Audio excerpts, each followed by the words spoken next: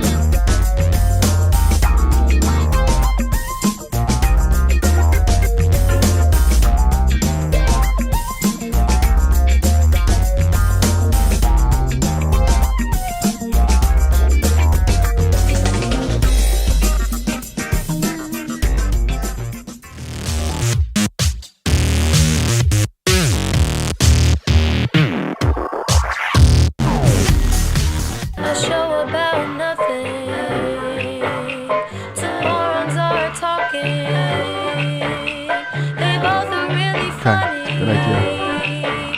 They just go with the flow. It's the Hershey and Keegs show.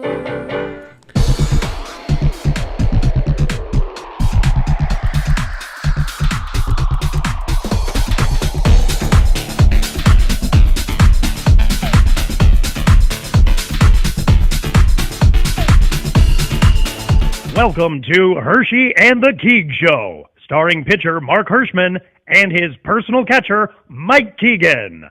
Every Tuesday night at 9 p.m. live from the Governor's Comedy Club radio studio. Thanks so much for listening. Welcome to Hershey and the Keegs Show, starring pitcher Mark Hirschman and his personal catcher, Mike Keegan. Every Tuesday night at 9 p.m. live from the Governor's Comedy Club radio studio. Thanks so much for listening. All right, ladies and gentlemen, it is Tuesday night, 9 p.m. Eastern Standard Time. Oh. Yeah, you know what that means, actually. What does it mean, Mikey? It means I'm wearing your glasses tonight. You are wearing my glasses. I You like look, this. I you feel, look cute as a fucking button. I know. By the way. I'm gonna pretend to be Mark. I just want to pinch your little cheeks. Do it.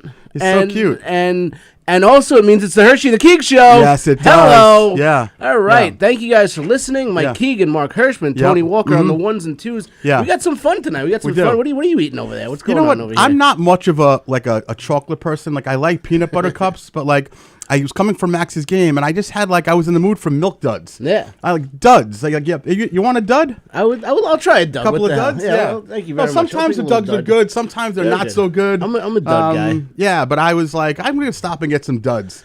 So I don't always get, but I do enjoy them every once in a while. But I'm just gonna tell you though, the chew sticks a little bit. Yeah, so yeah, if you're gonna have exactly. them, don't plan to talk until 9:45. Yeah, exactly. Is that what you're trying to do? You're trying to get me not to talk That's while your exactly- friends are on the air? Yeah, exactly. My buddies. Your friends are on. Yeah. You don't want me to talk. Speaking of which, we're gonna dive right into because we have so much to cover, and obviously we are on the eve of something that we haven't seen in New York City in 27 years. The New York Knickerbockers are ready to start the NBA championship against the San Antonio Spurs. It is a repeat of the '99 championship series, which obviously did not go that well. It's gonna go better this year. I think it's gonna go. I don't think it can go much worse than it did then. Sure. We have one guest in the hole, and we'll do if we punch up Mike right now, can we punch in Jay afterwards? Tony, does it work that way? We have to punch him up at the same time. No, you can do it now. Okay. With no further Thank you, ado, we're gonna go ahead and pull up my friend Mike Turner. Where are you, Mikey boy? I'm right here, my brother. My How are you, man, Hersh? man, I miss that face so much. So just to give people in our audience a little reminder, back in December, I taped a show for YouTube House of Highlights, and we aired the show in January, and it was essentially an NBA battle of an argue battle, basically, of old heads versus, or it was supposed to be called OGs versus Gen Z, and there was one Gen Z, a guy named Jay Roebuck, who hopefully will be popping up soon, against the OGs, which eventually, Mike, by the way, got turned into being called the old heads. How did we get being called the old heads when we advertised as OGs? What happened there? I don't know, man. I think that that's the term these young kids use for us older, more experienced, older men. Or they saw Mark's old-looking head. That could have been my old head. That could have been it too, though. You're right. Well, to be fair, my head does kind of look old. So yeah, I guess old head kind of fits the profile. Well, I want to kind of let my audience know that I had a great experience that day. I went in with eyes wide open, didn't know what to expect whatsoever, and certainly the closest connection I made and the one who was most friendly to me by far was Mike Turner, and that's why he's on the show tonight. So I want to thank you. By the way, you probably can tell that I was a little bit out of my element a little bit there because there was 11 guys or 10 guys who knew basketball very well, and me who knows it pretty well. You're a wealth of knowledge. I know nothing. Yeah, but I got to tell you though, I was humbled by it. Oh, Jay's in the hole there, so we're gonna pull up. You got the Jay? I'm here. Can you hear me? Yeah, we're talking about our episode, which I was just saying that experience that day, where it was the young buck, which was you, versus the old heads, which is me and Mike and the boys. And listen, Jay, you know how I feel. You were so damn impressive, and I never got a chance to thank you, but I feel like when you and I were going head to head, you went easy on me. You could have literally slit my throat, and you didn't. I was hoping you were gonna. Yeah, but he went easy, and I even said to him, "What did I say, Jay?" I said, "You're better looking than me. You're smarter than me." But whatever I went, and you went pretty easy. So thank you for that. Oh, well, listen, man, I didn't go easy. You were a formidable opponent. Everybody there was great. I think I've watched every episode of Fan versus Hater. I've been on a few of them on the hater side. Yeah. I think that was the best episode by far. Yeah. Just in terms of the passion, the basketball talk. Yeah. That was amazing. So I thank you all for being a part of the experience. Listen, and it should be a little props to me and more so to Mike and Jay, because to me they were the stars of the episode. As of this morning, and there are episodes of Fan versus Hater that have 40,000, 50,000 views. As of this morning, our episode had 670,000 views. Wow. It's crazy, right? Yeah. We do have a lot of views. And listen, I got to fess up now. I'm not a basketball fan. I didn't know anything about basketball. I actually Googled the differences between old school and new school basketball the night before. Yeah. And did my homework, which is again when I complained about you doing your homework. Yeah. I did my homework on that. Yeah. So if you notice, when I came up to debate against Jay, who quite frankly was outrageous, Yeah. unbelievable, Unbelievable. a wealth of knowledge. Yeah. The only thing I could combat him with is basically that. Heart He and was passion, yeah. and he didn't have the passion. That's all I had. Yeah. So I Well- used that to my advantage. I knew that if we went in terms of knowledge of basketball, I would get crushed. So- He was so good. I just want to say, like, so when I got home that day and my friends who knew about it, they were jacked up. All I talked about how this 20-something-year-old kid just blew me away with the knowledge that he had from going. Like, he was given stats from Olympic Games in Slovenia in 1992. Like, I'm like, this kid is fucking genius. Yeah. And then I had told him that I met this guy and he was really sweet, and he just kind of mentioned in passing that he was on Survivor. And I don't know the show Survivor, so I didn't know a lot about it. Yeah. So I ran to the train to make sure I got home on the Long Island Railroad, and I did a search of this guy, Mike Turner. I'm like, oh, he probably was like on one episode, or he failed an audition. And then I'm like, wait a fucking second, this dude finished second in Survivor? Yeah, dude, you were so humble about it, dude. It was so impressive to me. Thank you.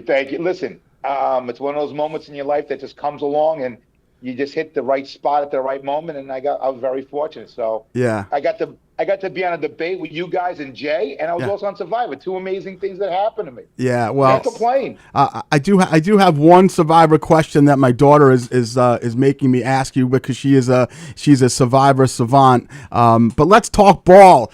The Eve. You know what? I wanted you guys on a couple of months ago, but as you know, Tony almost lost an eyeball, and he's back, and everything is fine. But the timing of it is unbelievable that we have them on the eve of the finals. Yeah. First, I want to hear from Jay, who I know is so freaking passionate about this team. What's going on with you, man? How are you feeling right now? I'll be honest. I feel a little stupid. I feel a little stupid. Okay. And I'll tell you why I feel stupid. All right. Okay. So when people see this, everybody knows I'm probably the biggest Steph Curry fan in the world. Mm-hmm. But when it comes down to rooting for a team, Steph Curry is home. I'm a New Yorker. Yeah. I live and die by the city. It's the best city in the world. Yeah. So the Knicks will always have a place in my heart. I was raised a Knicks fan. Okay. But I thought the Knicks were going to struggle with Philly. Yeah. And I made a video. Yep, I saw it. Still up there, because I'm not going to erase it. Yep. When you're wrong, you got to live in being wrong. So everybody killed me in the comments. And I said, listen, I didn't say the Knicks were going to lose. I just said I thought it would be difficult. A struggle, yeah. And the Knicks made me look stupid. And I feel good about looking stupid right That's now. the best stupid I think you could. Yeah. What a good run, huh? What a good run we're on. Now, obviously, historical run, right? This is the best 15-game stretch that any team has ever played, playoffs or regular season, right? God. They're winning games by 30 points, 2 back-to-back sweeps. It is monumental. I can't even describe what is going on. Mikey, how do you feel, obviously, being a little bit older and you being like me, but you've been around and you've seen this team go through the years and years of shit. How you feeling right now about this team? I'm loving it. Obviously, I'm a big Knicks fan. Listen, I've watched every game, lived on the edge. And you know what? As a Knicks fan, you're always waiting for it to come crashing down on you. Right. So when we took on Philly, I said, Philly's going to be tough. You're going to see. And then we swept them. I said, okay, there's no way Cleveland is going to be a pushover. And then we were down by 22. We make the historic comeback, and then we sweep them. And they didn't stop from there. Right. The only thing that's getting me nervous now is there's too many people, especially the talking heads on the radio, are saying the Knicks are going to sweep. They're going to take it in 5. Oh, God, I hate that. No, it's killing me. It's killing me. I agree. I'm very nervous about the series. Obviously, the Spurs are unbelievable. But I have a question for Jay. 5 years go down the line, 10 years go down the line. Where do you put this Knicks team in terms of historic runs? Are you going to fight for them? Or are you going to change your mind 10 years from now and say something different? Jay can debate anything, by the way, so it doesn't matter. He can debate anything. About Stephon Curry, about his teams and how they were amazing.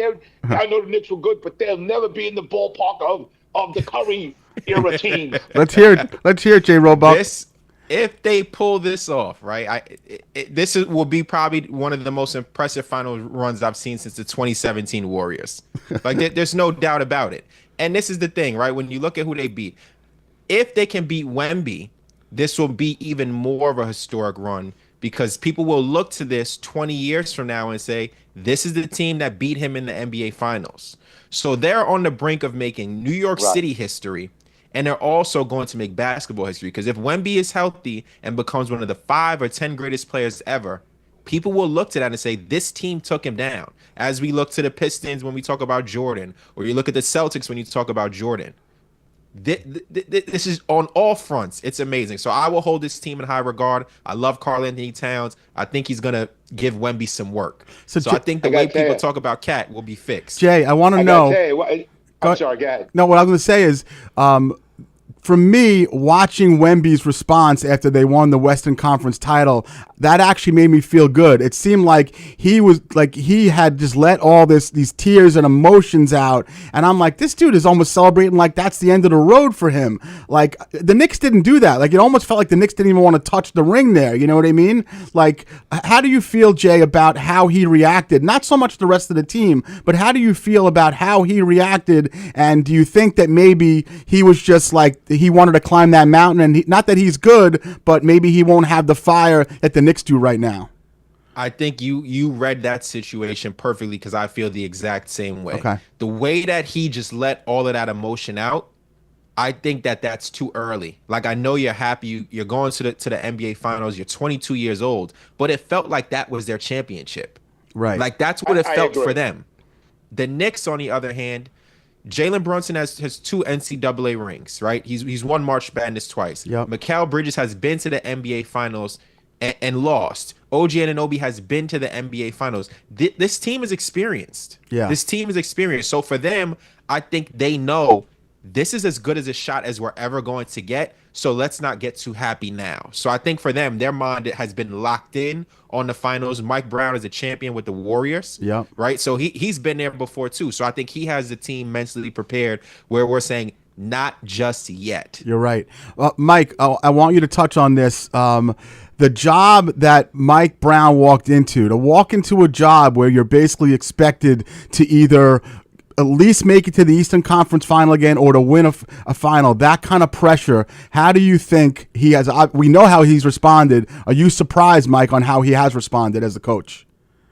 You know, when he first hired him, it was like, oh my God, what are they doing? What are they doing?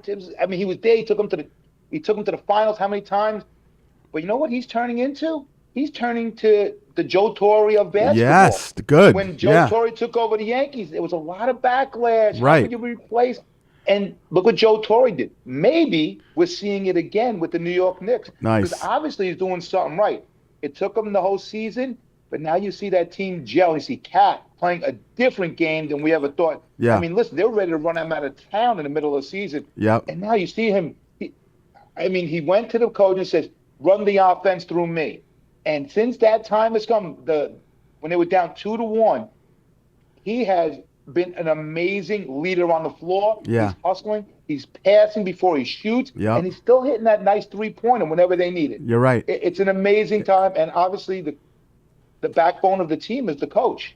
And he's quite frankly shown that. So I think it's And certainly the backbone on the floor is obviously Jalen. And I'm curious what you think, Jay Roebuck, as far as they go ahead and they win this. I don't care if it's 4, 5, 6, 7, 9. I don't give a shit. If they go ahead and win it, let's talk about the legacy today when they go ahead and win it. Jalen Brunson has in comparison to the Knicks of past. And you hear about the Willis Reeds and the Clyde Fraziers and Ewing. To me, he jumps Ewing. He jumps Bernard King. He jumps anyone without a ring, and he's got to be held in the same context as those names when you hear the Bushers and the all those kind of names. Where do you think he fits in those top 5, 6, 7 Knicks? You know, the first answer that I had for you when you asked me a question today was I feel stupid. Yeah. I feel stupid again. Because when the Knicks acquired Brunson, I was actually happy because I said, this guy's a champ at Villanova, and people were skeptical, but I liked Brunson. Yeah. But I've always held this thought that you can't really win with a small guard. Isaiah Thomas did it. Steph Curry did it. Chauncey Billups did it, but he had that was a complete team. So I didn't really know if they could do it with Brunson being the best player. But again, this is a good time to feel stupid. And I actually had this conversation in my group chat today where they were saying, is he the best Knicks or one of the best Knicks ever? Yeah. I said, well, this is no question. Of the modern era of basketball, anything post 80s, he's the greatest Knick of all time. Wow. I love that. Already. Yeah. If he can go in and win a ring, Oof. That's it. That's it. Yeah. That's it. There's no doubt about it. Right. So the thing I think he has to he has to get the ring before we can say he's the best Knick. Yeah, I agree with Mike on that, and I think I don't think that Jay, you have to feel stupid because you share the opinion. Becky Hammond's been saying it for a year, 2 years already, that you can't win with a 1A like that. And the truth is this: number one, they haven't won anything yet, and it is hard. So you go ahead and you say Isaiah. Well, Isaiah had Lane Beer, and he had Rodman, and he had Sally, and he had other players, right? So ultimately. What Brunson's doing is unbelievable, and I think this is the right matchup. I was worried a little bit about OKC, and I'm not the most overconfident fan of my teams, Islanders, Jets. Obviously, I've been beaten down a lot. I'm walking into this thinking that we are going to win the whole goddamn thing, though, guys. Yeah, I think you're right to feel that way. And Jay, my question to you, my only apprehension really is like the injury with Mitchell Robinson, whether the broken pinky or metacarpal, that he did playing archery or bowling or whatever the hell it was. Jammed his finger up his ass, something. Is he going to be playing tomorrow? And how is that going to affect his play throughout the series? I don't think there's anything that's going to hold him out of the game. Yeah. And I will tell you this, it might be a good idea. It's never good when a player is hurt, but I think this is going to force the Knicks to play small ball, which I think is the better version of basketball to play against the Spurs. Yeah. Because when you can space the floor and you can get Wemby away from the paint, that's when you're going to be successful. That's the only way to be successful at the rim. So if Wemby's forced to guard Cat at the 3-point line, that opens up the rest of the floor for Brunson to attack, get to the rim. OG Anunoby can get to the rim. And the Spurs don't have really a rim protector outside of Wemby. Right. So I think the injury is actually going to help the Knicks in the long run. Yeah, that's I agree. awesome. They were saying, I was listening to an interview today with a hand therapist, and they were saying they call that puncher's hand. So whenever anybody comes into his office with that injury, he's like, all right, what did you punch? What'd you punch? Whether it's a wall or a person. Yeah. But that's what they were saying. So it's puncher's hand. Yeah. Well, my logic is this. He might be the single worst free throw shooter we've seen in the history of the game. So we know it's not going to hurt that element of it. It's only going to help, obviously. Yeah. What you say, Mikey? We mainly need him to play defense, right? Yeah, got to get those rebounds. Yeah. And he's the longest tenured Knick. There is no way in hell, with everything that he's been through, that he's not going to be on the court tomorrow night. Yeah, it's true. No way. Mike, try to picture it. Let's go ahead. We don't want to give any jinxes or anything like that, but can you possibly, and certainly as a diehard Met fan, I'm sure you remember the 86 parade, and I was at the Yankee parades all those years, but I really think that the dynamic of what this is going to mean to New York City, that it's been 53 years since we've seen it. Mike, what does a parade look like in this city if it happens? It will be the biggest parade in the history of ticker tape parades that New York's ever going to see. And I'll tell you why. Here's the reason. Because if the Mets win, you still have a ton of Yankee haters. Right. If the Yankees win, you still have a ton of Yankee haters. Yeah. But if the Knicks win, nobody gives a crap about the Nets. It's true. The town's going to go crazy. It's true. It's going to be packed, and everybody. Listen, let's be honest. Everybody has got on the Knick train. Yes. And so when they win, this will be the biggest parade to the Canyon of Champions that this town is ever going to see. I love that. Jay, do you think, I've been saying this for a few days, there's going to be a lot of people that have some black net jerseys in their closets that are going to be at the parade if it happens, and they're going to forget that they were Net fans pretty quickly. Would you agree to that? Yeah, I mean, listen, this is the thing. This is the best city in the world. So even if you're rooting for the Nets, you're rooting for the mecca of basketball, right? New York is home to everything. Culture, like this is culture. So like you said, this parade is going to transcend just basketball. Look at the subways all over New York are painted with the colors. They got the Timberland boots there. This is going to send shockwaves throughout the world. This is bigger than basketball. Right. And I play. My son is 16 years old. He's never seen a championship of his teams. He's a Bears fan, Yankee fan.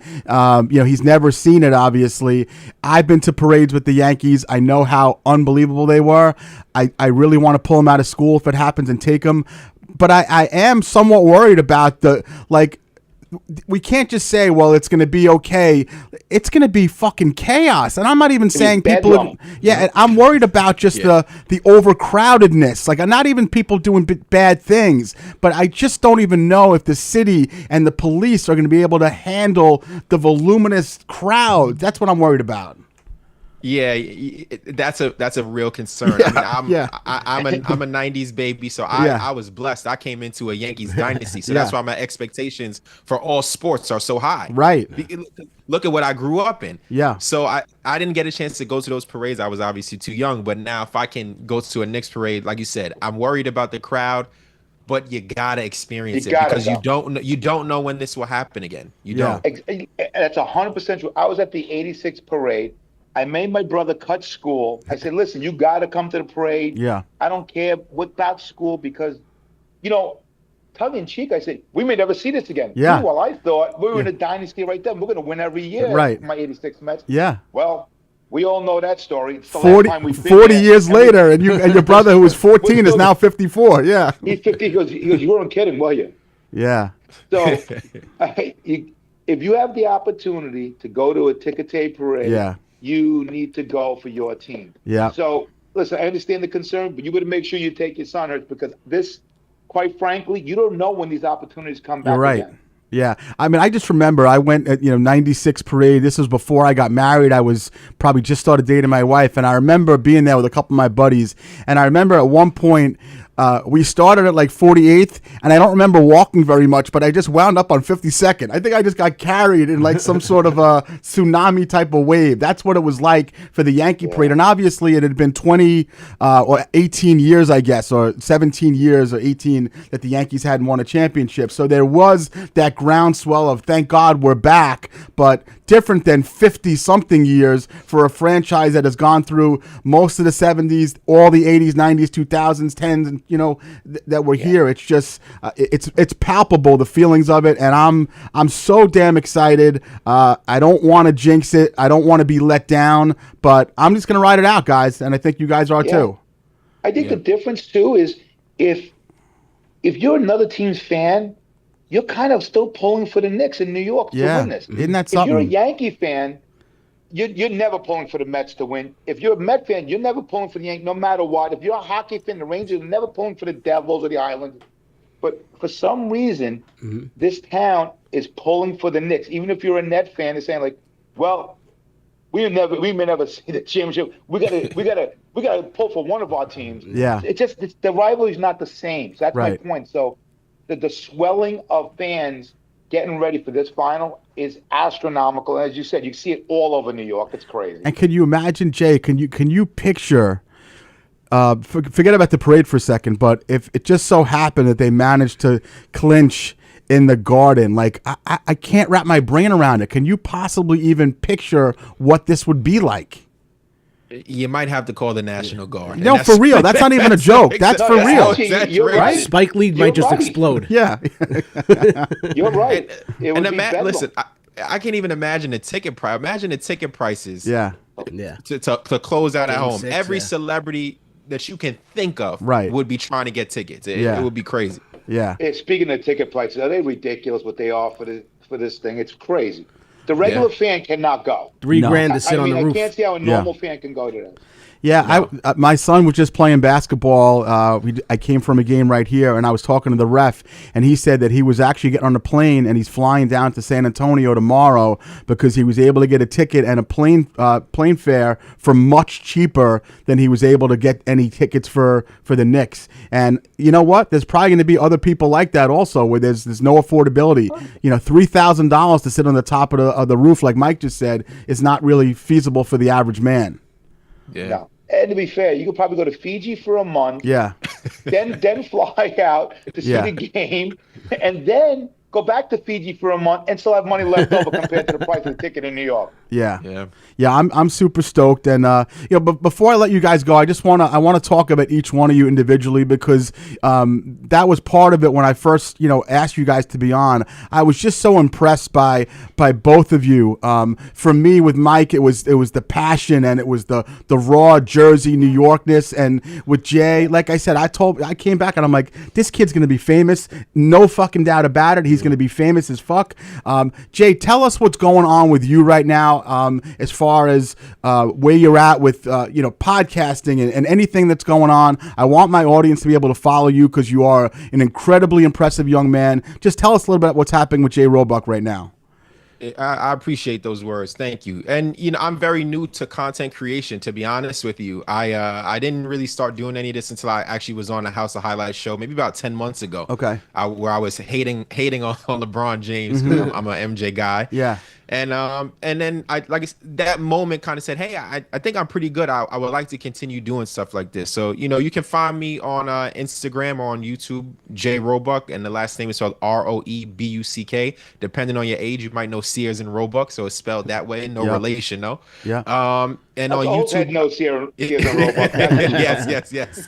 So on YouTube, I talk a lot about music and hip hop stuff. All my sports stuff is on Instagram and TikTok, where I cover like a wide variety of pop culture and all of those things. Yeah. And I'm just gonna keep grinding this thing out, and let's see what it turns into. Hopefully I can, make this a full-time thing and see where it goes. I remain hopeful, and all the support, and you sending me a message and inviting me on here, that just gives me the extra motivation to keep going. Yeah, man. I like I said, I was more impressed about you than I was myself that day. Like, I was just happy that I made it out of Dodge, that I didn't, there was nothing that the producers were going to be able to chop up and totally disgrace me with. So that was like that was my threshold. But I'm like, this dude is going to be someone, like, maybe in 3 years, 5 years, but we have not heard the last of Jay Roebuck at all. So thank you so much for joining us. Michael, I want to know, and this is actually a question I promised my oldest daughter, Samantha Rose. Samantha, her buddy Derek, and her buddy Leah, they're Survivor junkies, and she said, ask him one Survivor question. So this is a question that I don't know if you've ever been asked it before. Maybe you have. I think we can see what type of physical aspect is involved, as far as I know you told me you didn't eat for 11 days and you obviously got very skinny, and you look much healthier now than you did then, obviously. But as a retired fireman, I believe, is that correct, Mike? Yes. Yeah. Yes, what I want to know is what kind of mental preparedness did you do for the show, or did you do any? And in retrospect, did you wish you did more? No, actually, I don't do anything unless I'm going to do it 100%. So, my mental toughness, which is the most important part of Survivor, is your mental toughness to overcome all the obstacles, deal with the social aspect, being deprived of food. So my whole life, I've always been strong mentally, and I've always been mentally disciplined. Whenever I decide to do something, say Survivor, I decided to look at my strengths and what my weaknesses were, and leave my strengths alone. Because if I was, if my strength was at 85% out of 100, what am I going to bring it to 90%? But if my weaknesses were at 20% and I worked real hard, I could bring them up to 60%. So I'd enhance my weaknesses much more than I would enhance my strengths. So I worked very hard in the things that I wasn't good at: swimming, balance, fire making, deprivation of calories. I did all that before I left to make sure I was mentally prepared in that way. So when I got there, I wasn't in for a culture shock. So that's what I did. Do you think that, obviously it's not like you were working a desk job? You were a firefighter. Do you think that tough existence of being a firefighter helped as far as what you accomplished in Survivor? Yeah, so we did in Hoboken, we do 24/72. So we're in the fires for 24 hours, right? So we're together with the same people. But we're not only together with the same people, but every person in that firehouse comes from a different walk of life, different nationality, different ethnic background. So I'm used to dealing with different personalities, especially when I became a captain, then a battalion chief. I was used to dealing with younger kids, older men, veterans of the war, kids that were privileged. And so when I got on the island, that just translated very well. Dealing with people of different backgrounds and having a great social game, which is what really carried me through the game. Yeah, I mean, obviously, since the show, I've watched a bunch of episodes, and the thing that impressed me the most was that you came across to me on that show the same way as you did to me on that studio downtown New York, 6 months ago. And I'm always curious about that. Like, are these people, like, are they, is there a put on or anything like that? And the same way you were talking to me, the same real way, and talking about your family, like, that's who you were on the show. And I guess that's just who you are in real life every day. Yeah, well, you know what it is? The thing is, when you go on Survivor, it's, the biggest question I get is it real? It's as real as you can get. Actually, I think it's worse than what they show. So you can try and put on this different persona because you want to look good on TV. Yeah. But here's the problem. You're starving, you're miserable, you're cold, you're living in dirt, and you're dealing with people that want to take you out of a game. You can't help but become who you are. You can't hide it for that long. Yeah. Even if you try, you become who you are. So I always say it's about Survivor. Survivor edits you for who you are, but they also edit for the way the show is. Sure. So who you are is who you are, and that's what you're seeing. For the most part, people are who they are on the show. I love it. Well, you were awesome then. You guys were both. Thank you. Were the highlight of House of Highlights for me. I'm proud to call you guys my new friends. So thank you so much for coming on.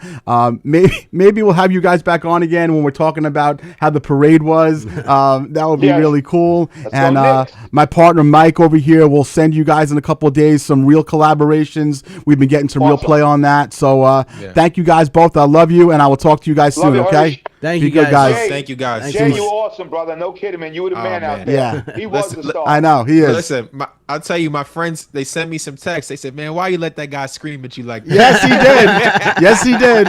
But in a good way. It's a part of the game. It's a part of the game. It is. It's part I of love it. it. You let me talk, which was even more fun. You guys were you were the highlight. There's no question you were the highlight of that Once I get on show. a roll, I just keep going. You shouldn't cut me off. I love it. It was great. It was great. Thank you. Thanks, guys. We'll talk to you soon. Be well. Thank you, Mike. You got I it. appreciate you guys, Jay. I appreciate you guys. Absolutely. Thanks so much, guys. We'll talk to you down the road. Thanks, fellas. Go Knicks. Yeah, go Knicks is right. Yeah. Jay Roebuck, Mike Turner, House of Highlights, Survivor.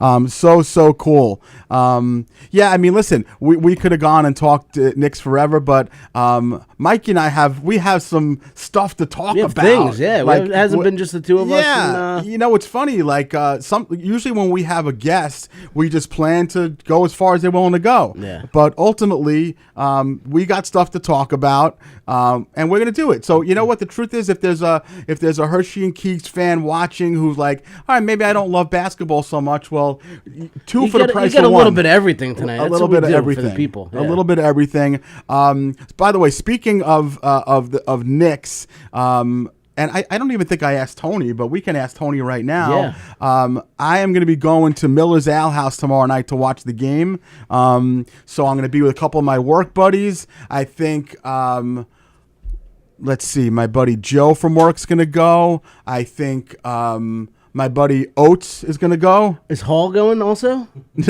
No, my buddy Oates is going to go. I had no idea you were friends with John Oates.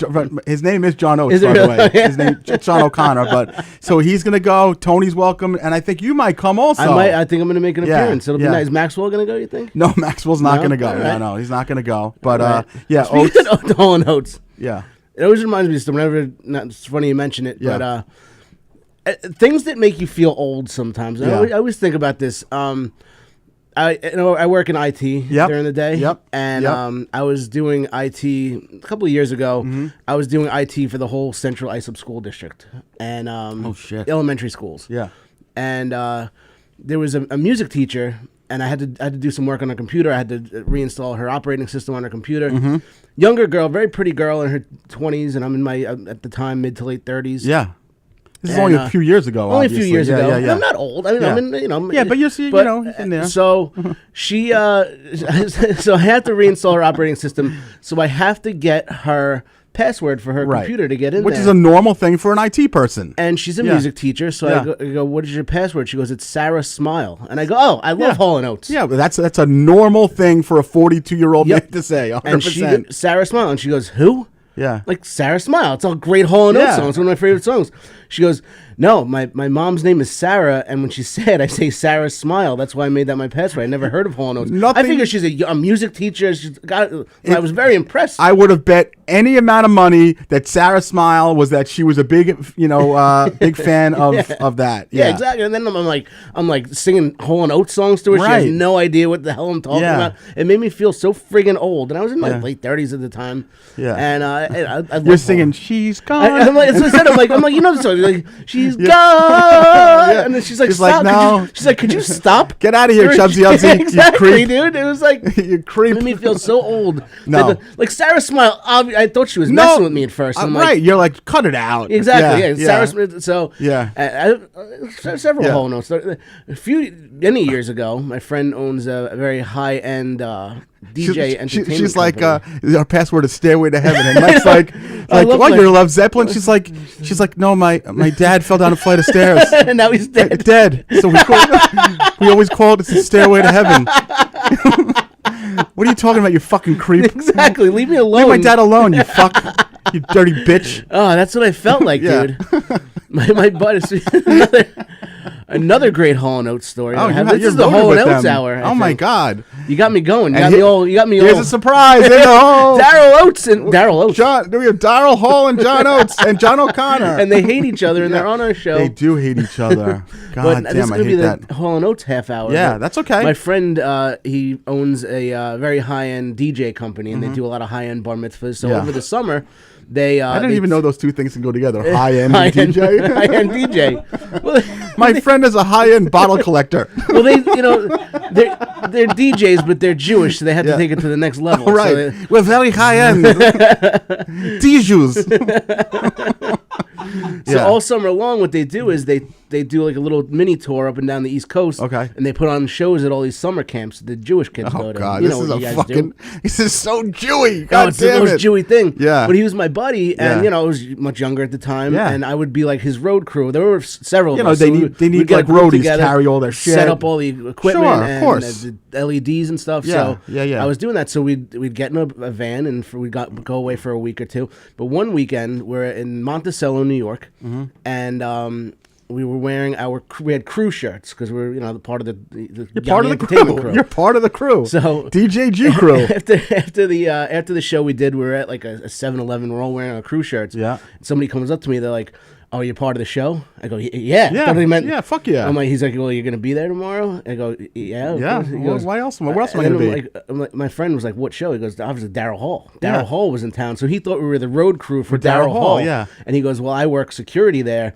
so just come see me, and we'll get we'll get you guys set up." Wow. So we went, and they no questions asked, just let us in. Daryl Hall show, and we got to see the Daryl Hall show for free with our dumb little crew shirts for a Jewish DJ entertainment company. And then Daryl Hall's like, we got the crew from DJ Jew and crew.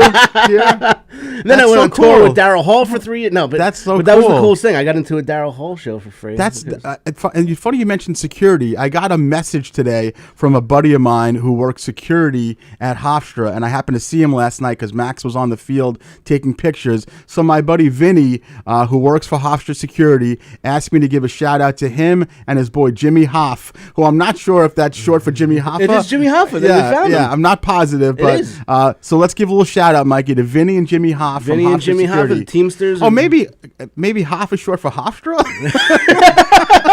I don't know. I just realized that. Does he own Hofstra? Is he Dutch? I think that's him. So to Vinny Hoff and Jimmy Hoff, let's give a little shout out to them. Hell yeah, Hoffs. Do you have anything else about John Hall, Daryl Oates? Anything? So one time, me and John Oates were I don't. But you don't. I gotta get a John Oates story. He's my favorite of the two. He is John Oates. Yeah. Yeah, he is. All right. Well, I'm glad you had that.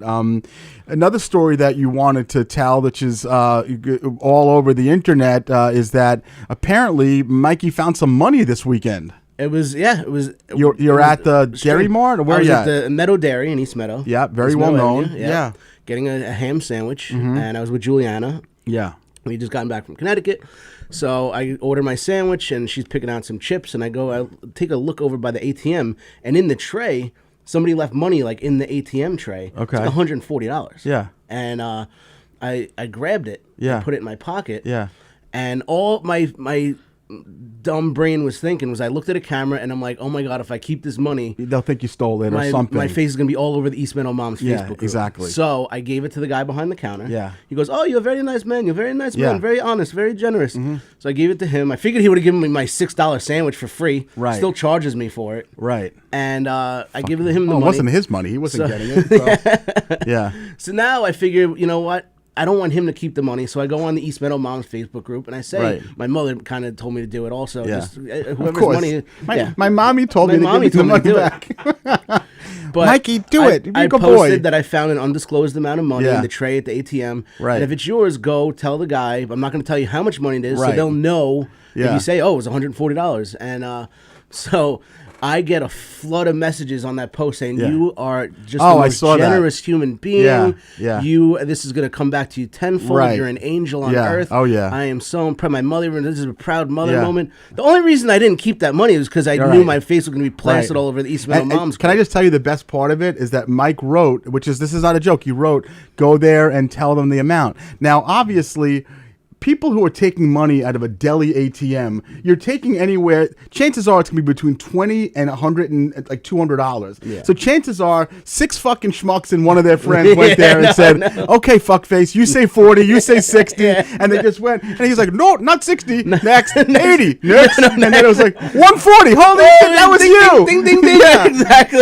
So those kids are going ahead and buying meth in East Meadow, and you're sitting home with your mother yelling at you that you fucking give the money back, you idiot. And I kind of used it as a teaching moment for Juliana, because Juliana's like, why didn't you just keep the money? Right. I'm like, well, some people are not as fortunate as we are. Yeah. It might have been their last $140, and they really need that. Nothing. When did the camera part of the story come in? That didn't come. But Juliana goes, well, why don't you tell me how much money it was, and I'll go in an hour. I love her. Like, this 11-year-old kid, that was her plan. I love her. You tell me how much, I'll go in an hour and be like, oh, my mommy came in and lost $140. I love her. Yeah. So, that's amazing. So I sent her in an hour later to get the $140. You got it back. You got it back. So, obviously we're talking about money and DJ Jew and all that stuff. Yes. I've been hesitant to tell you the story because you're going to get angry with me because you get mad when I do things like this. Yeah. But sometimes in life, situations just kind of fall into your lap and you have to do it. Mm-hmm. So I try at the moment. As soon as it happened, I'm like, he's gonna get mad when I tell him what happened here. So I'm already mad. So anyway, my mother's sister passed about a year ago, and this weekend was in the Jewish religion. There's something called an unveiling, where essentially that's where they cut your penis tip off. That's right. They unveil your penis right in front of everyone at the cemetery. No, it's so that's weird what you guys. That's do. a bris. Oh, okay, you dummy. Right. The unveiling is just when the family goes, usually 8 months or so after the person passes. And they just take a veil and they take it off of the tombstone, so you can you're unveiling the tombstone, whatever. And then they put you on the chair. They'd raise you up. They cut your penis. Yeah, exactly. That's the rain dance. I think. That's the rain dance. It's a whole different thing. So this and it's not. Because the person's been gone for a little while, it's not like usually the same level of grief that there is at a funeral, because it's been in this case I think it was 11 or 12 months. So I go there. It's my cousin who is basically like my brother. That's funny. That's funny. My cousin who was like my brother growing up, his brother, his dad, my aunt, my other surviving aunt, and a couple of cousins were there. She was a survivor? And you just exhaust me. So God bless so her. so the thing it ends, and after it ends, the rabbis finish talking, and we're just kind of like standing around. Everyone's going to go to the diner, and the rabbi says something, and I said something that he laughed at. He's like, "Oh, you should be a comedian." Oh God! And then someone's like, "Well, oh, here we go." Oh yeah. So they brought it to me. What am I supposed to do? Somebody Mark ventriloquismed himself. Yeah. He actually is a comedian. So this is basically what happened. I'm not making any sort of exaggeration. I'm not telling any sort of lie. Someone who knows me but has never seen me perform is like, "Oh, we really want to see you perform one time." And I was like, well, in my mind, I just got added to the Monty Goomba Johnny show. Yeah. So I went ahead and I told them about it. And then someone's like, all right, just send us the link. So I just pulled out my phone and I sent it to them. And by the time I got home, they bought 7 tickets to Are the you show. serious? Oh my god! They bought 7. I hate you. Yeah, they bought 7 tickets to the show. Because Chris Monty and Goomba Johnny, that's their audience. Old Jews. Yeah. I think that No, old Jews will love. old Jews love Monty. Yeah, exactly. No, old Jews and Italians are basically the It's the same. same thing. And exactly. same thing. And they'll love Yeah. Goomba. He's the Yeah. best. And It's going to be a good show. But in my mind, I'm like, it felt a little bit dirty, but but I wasn't being like you were just being a Jew. Yeah, I was being a Jew. Yeah, I was. But so it's that's a cool. I like that. You're okay. Yeah. But so sometimes like the streaks of these crazy stories of me just happen. Like so I leave there and then I hadn't eaten all day and I'm like I need to get gas in my car and I need something to eat and I need something to drink. And in my mind I'm like I need a grape Gatorade or grape aid they call it. Yeah. And I wanted what are the peanut butter cookies called? Nutter Butters. Okay. That's what I wanted. Yeah. That's a weird thing you're to a child, eat, but yeah. that's what I wanted. So I get back home to Levittown and I stop at that gas station that, I'm a little prima donna, so I go to full serve gas station. Not that I'm immune to filling up gas in my car. I just hate it when I do it and then I leave and the smell of gas is on my hand. That's my favorite part. Oh, no, I don't mind the smell of gas, but when it's on my hand, it makes me fucking nuts because of my type A neuroses. So you remember about a year or two ago that I went to this gas station and it's run by like Turks or Croatians and they just like they mumble at you, but usually you can make out like you make out with the Turkish. You make out with the Turkish, and then he gives you free gas, soft tongue, and you don't pay anything, exactly. and then you just smell the gas on his fingers. Not about us. Yeah. So anyway. So I'm there and I'm waiting for one of my guys to come out because there's like a little shop in there, and no, he doesn't come. But then like some mangy looking vagrant walks up to me and I'm ready to go to pump gas and he's like, no carded. And I'm like, this fucking guy's begging for money. Like he doesn't have any, like he needs like a credit card to get gas or something. I don't know what it was. And then he's like, no. And I'm like, I'm just here to get gas. He's like, no carded. So I'm like, I'm all for toots. And I'm like, you know what? I'm going to get something to eat first and then work out this gas thing. And I'll give the person the money and I'll pay through because you can pay gas through the person at the little shop. Yeah. So I just I walk around back. I go get my keys out of the car and I walk in and the guy behind the desk is the guy with the no card. Okay. And I'm like, what the fuck? Like, this is the guy. He just puts on a different hat. Yeah, no. And I'm like, wait a second. What the fuck's happening here? So I'm like, I take the grape aid and I take the Nutter Butters and I'm like, can I pay for this here? He's like, no card. What he was trying to tell me was that I had to pay for gas in cash because he didn't have the card that he's supposed to put into the machine to get gas. But I thought he was a homeless vagrant. I'm like, I'll give you money for a drink or something like that. I didn't know you were working here. Yeah. So he still wasn't working there. He's still not there. Yeah. But I got the gas. The little Turkish guy's tied up and I behind the counter. No card. Card. So I got the Nutter Butters. I got the fucking grape aid, and I have to tell you, like sometimes food just hits. Mm-hmm. Right? Yeah. Like these Milk Duds. This show's sponsored by Milk Duds. Remember, don't be a dud. Don't be a dud. That happened to me the other day. I was on the way home from a show in Jersey. Yeah. Hungry, thirsty. Stopped at a Wawa. Mm-hmm. And I was just in the mood for strawberry milk and Uncrustables. Oh, my God. I felt like a child. But nothing felt better than eating that Uncrustable and washing it down with this. I don't know anyone that I like who likes Uncrustables. I love Uncrustables. Yeah. Oh. All right. So strawberry milk is an interesting, that's like a weird thing to crave. Yeah. I was in the mood for strawberry milk. Yeah. Okay. So you got a Nestle's Quick or like their Wawa brand of it? Wawa strawberry milk. That little little round little tub? Best, yeah, that's good. Yeah. Their strawberry and chocolate milk. And their iced tea at Wawa, the best. Yeah, the iced tea fucking hits. Yeah. Yeah. Okay. I love Uncrustables. Well, you throw them in the microwave for 15 seconds? Yeah. Oh, my God. Maddening. Wow.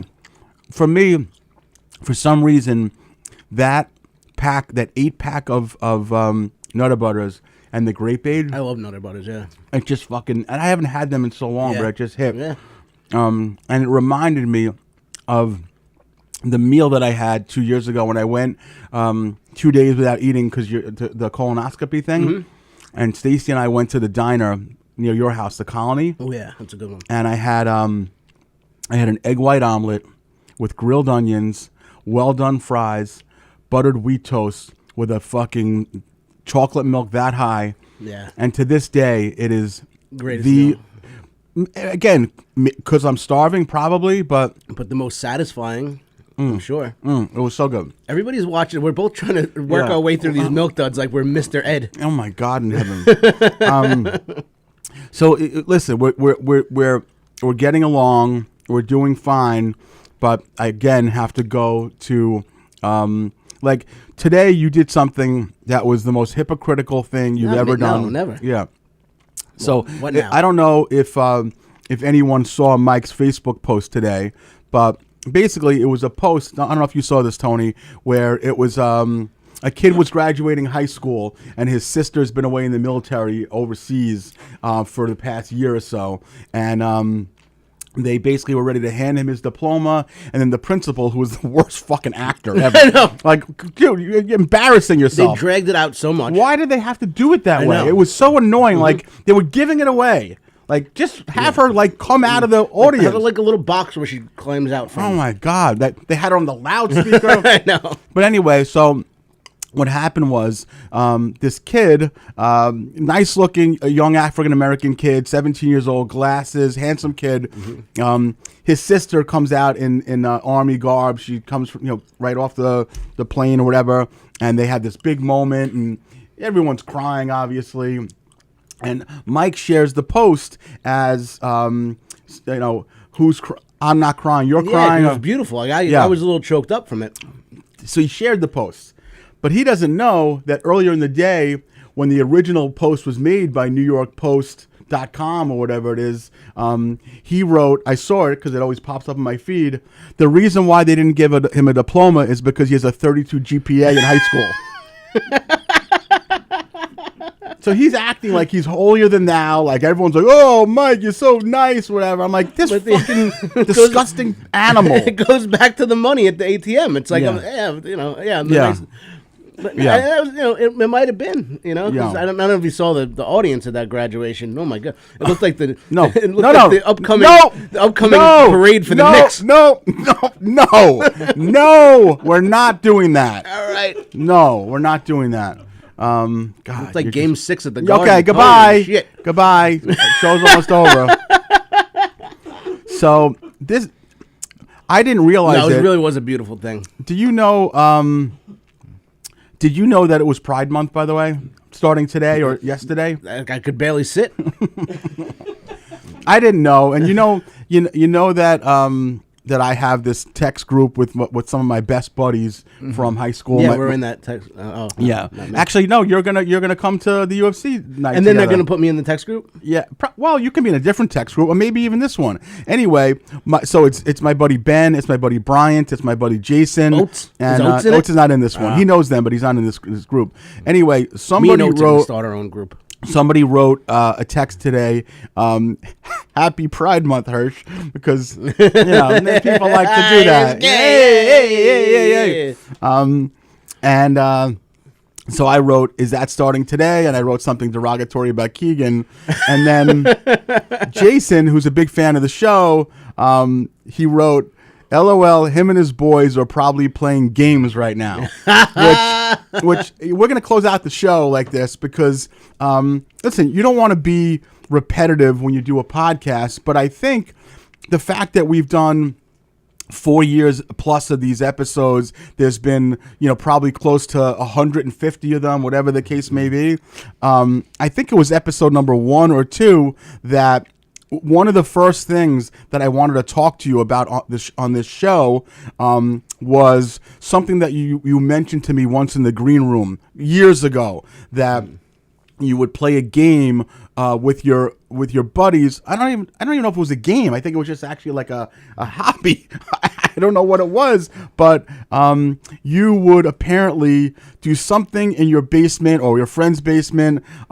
So go ahead and just tell us, because it's been 4 years. Chances are we have a whole wealth of new viewers watching. Go ahead, take the floor about what it's called, what the game is, and I'll be as fucking stunned and disgusted as I was then. Go ahead. I'll be honest with you. There were several games. I don't know which exactly one you're talking about. Was it the one where we would lay down and put our arms up and let our arms fall? No. That game is horrifying. But no. Just the... Was it Sploogey? No, I can't. I hate him. I hate his guts. I hate him. I really do. No. Is it the one where two guys sit on each side of a cushion? Yeah. So let's watch that's adult the game. movies. So start from scratch.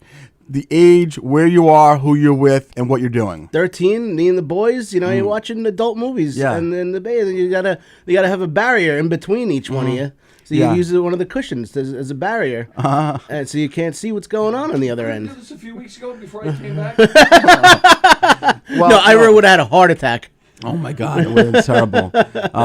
So you're in one of your basements. You're watching nudie films. It's 1996 or whatever the case Probably, may be. 1396. Yeah. And you're like on. Everybody does it. It's a coming of age kind of thing. Nobody does it. You know? There's not one faction. These guys that are they'll be watching it, or they'll watch it tomorrow. I've been friends with them for 40 something years. Never. We've gotten drunk together. We've gotten high together. We've gotten suspended together. Never. Well, we're always completely sober doing this. We don't know what you animals were doing. I still can't wrap my brain. So you're on a couch. You're 13. You're watching a nudie movie. You're on a love seat, basically, or is it a sofa? Love seat. Love seat. Yeah. So he's putting an extremely sturdy. I know, Tony. I hear you. Tony. He's putting a very sturdy couch pillow in between. Yeah, so it's almost like the Berlin Wall. So you can't see unless you do one of these.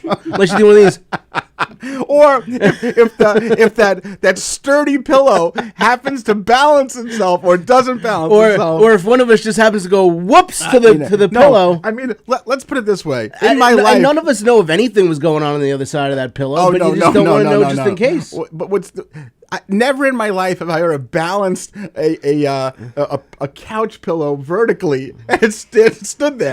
Well, why would you, Tony? What are you going to do it without a pillow in between you? That's gay, Tony. They put the couch pillow horizontally. So it was raised 3 inches off the couch. That's all I need. I'm Irish. Oh, that's amazing. But yeah, no, you know what? It's normal. And me and Oates are gonna play that game next week, and we're gonna let you know how it goes. It's Pride Month. Can you do me a favor tomorrow? Because if I don't remember, if I'm liquored up, I will have a couple of drinks tomorrow. Are you really? By the way, yeah. Can you just remember this expression with Oates? Sit and gum. Okay. That's it. And All then right. he'll tell you, and you'll Right. Well, that's disgusting. Whatever you animals do, we did normal 13-year-old boy stuff. I just Tony, and I know I can see it. Tony's disgusted. He's very uncomfortable about this. Yes. And there's been some horrific things. Tony showed his balls on this show before. So the fact that Tony is skivatzed about this is really unbelievable. Listen, there's a couch right there. No. I'm going to show you how normal it is because it's you're not. Nothing's even. No, you're not. happening. I will pulverize you with my fists. Okay. I just like. I couldn't. I guess for me, there's no way I could possibly get aroused in any way, shape, or form if there was a man anywhere within a country mile of me with his beanbag out. Well, we weren't men. We were children. Oh God, you were a coming of age. Part of the expression. Okay. You've seen American Pie? We were doing stuff like that. You know, I honestly would have been happy if you told me that you went ahead and you fucked a rhubarb pie. I would have been happier if there was no one else around. Okay. You know what I mean? But okay. I don't know. Maybe if it's just because you grew up in Valley Stream, more towards Queens. So you people think you have more of an. We're suburban. Yeah. Italians. Local, yeah. I grew up with Italians and Irish. That's all I grew up with, and I never saw any one of their penises ever. And you definitely saw your friends' penises a lot. Well, yeah. Also, I played football. We had locker room stuff. I know. We used to do when the guy was tying down. Sure. He'd be down tying his shoes. Yeah. And you stand over him and suck his dick. Is that how the story ends, Mike? No. Every single story. Every story. So we went ahead and we did a shovel pass and we sucked his dick, and then he threw a lateral pass and he sucked his dick. We called it penis butt. But no, like, you're like standing over him, and like, when he looks up, you're just standing there, your towel off, and then his nose might hit it or something. Oh, okay. Yeah. We did cool stuff. Like we also, like, when we went away to a football camp. Yeah. Everybody shaved their heads. So the Chinese kid on the team, Billy, his name was Chong Tong, actually. Yeah.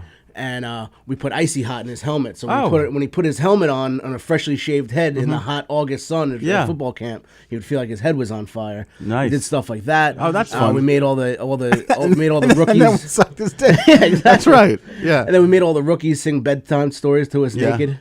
So naked bedtime stories, you told them. Yeah. No, I didn't tell. We listened because we were the older varsity athletes. Oh, I got you. So you Pine guys go to sleep, and we're gonna suck your dicks. Pine cones. Pine cones. Pine cones. Yeah. No, we didn't do the pine cone thing. That's gay. Listen. Certainly. I'm sorry to Tony that we did this. I apologize, but I had to. I had to. Well, it was weird. I think Sally was here when we were telling that story the first time, so Tony didn't even have to hear that. I was definitely here for some of that. Right. Yeah. That's why, Sally was tough as nails, though. She was tough as nails. So, all right, listen. This was. I knew this was going to be a great episode. I felt it. Those two guys were terrific guests. They were awesome. Yeah. Yeah, I love them. They'll never talk to you again after listening to the last 10 minutes of this episode. It's over. But yeah.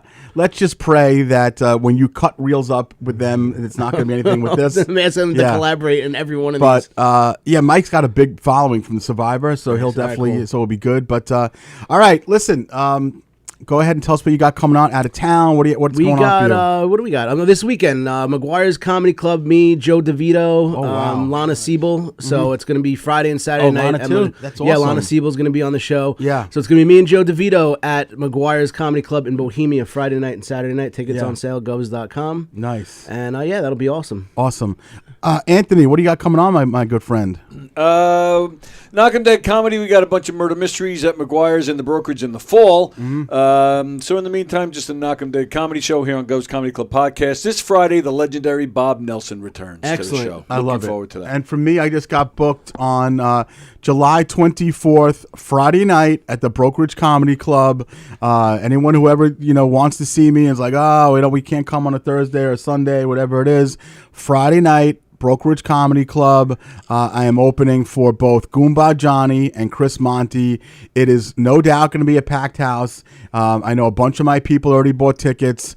So if you guys listen, you have a good excuse. If it's summertime, you guys are going to be away. You're going to be on a cruise. I get it. But if not, this is where you want to be. Yeah, don't miss that show. It's going to be lit. Yeah. I got some new stuff that really worked a couple of weeks ago. Yeah. I'm going to be out there pumping it on that night. I'll probably get some stage time before then, but Friday, July 24th. Thank you to our guests tonight, Jay Roebuck, Mike Turner. Thank you to my co-host Mike Keegan and to our ones and twos guy Tony Walker. Thank you to our fans. We will be back next week. In-house, we have comedian Peter Anthony bringing it hard and hot next week. We love it, Peter Anthony. Yeah, Peter Anthony next Tuesday. Excellent. Thank you guys for watching, for listening. We love you, and we'll see you next week. She's a rich girl. Yeah, love it.